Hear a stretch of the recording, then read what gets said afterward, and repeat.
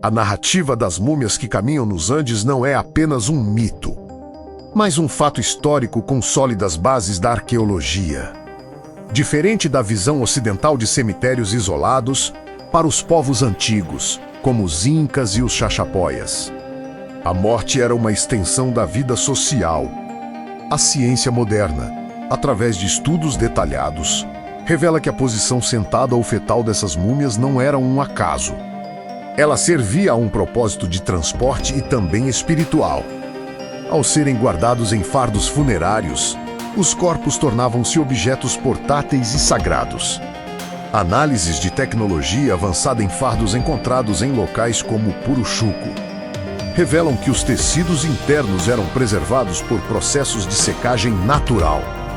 O clima seco e frio das montanhas do Peru agia como um conservante perfeito, transformando a pele em um couro muito resistente. Cientificamente, o que permitia que essas múmias participassem de banquetes era a sua estrutura de suporte. Os arqueólogos descobriram que muitos fardos possuíam armações internas de madeira que mantinham a coluna ereta, permitindo que a múmia fosse colocada em trono sem se desmanchar. Testes químicos em vasos encontrados ao lado das múmias confirmaram a presença de comida e bebida, provando que as oferendas eram reais e constantes. Se você gosta de descobrir esses mistérios que a história oficial não conta, inscreva-se agora no canal Estrelas e Civilizações. Aqui, nós revelamos os segredos das maiores civilizações da Terra. A ciência também confirma que muitas dessas múmias eram posicionadas para observar o nascer do sol em datas sagradas, servindo como guardiãs do tempo para a agricultura.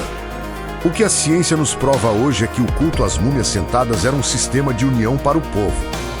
Ao manter o antepassado presente no banquete, as civilizações criavam uma ponte entre o passado e o presente, mostrando que, enquanto houvesse memória, ninguém morreria de verdade. Além do aspecto social, existe um mistério que intriga os pesquisadores até hoje: a técnica de mumificação natural e artificial que eles utilizavam. Diferente do Egito, onde as vísceras eram removidas, em muitas regiões do Peru, os órgãos permaneciam dentro do corpo. Isso acontecia porque o processo de dessecação era tão eficiente que os órgãos internos simplesmente secavam antes de apodrecer. Em alguns casos, os nativos utilizavam ervas medicinais e óleos específicos para banhar os corpos antes de serem colocados na posição sentada, garantindo que as feições do rosto fossem preservadas. Imagine a cena: uma grande praça em Cusco, cercada por montanhas sagradas. De um lado, os líderes vivos decidindo o futuro do império. Do outro, as múmias de seus antepassados, sentadas em tronos de ouro, ouvindo cada palavra. A ciência chama isso de governo dos mortos. Os Malquis possuíam servos e terras, e a riqueza que eles acumularam em vida continuava pertencendo a eles. Isso evitava que a fortuna se concentrasse apenas nos novos imperadores, criando uma economia espiritual única no mundo antigo. As múmias também funcionavam como embaixadoras.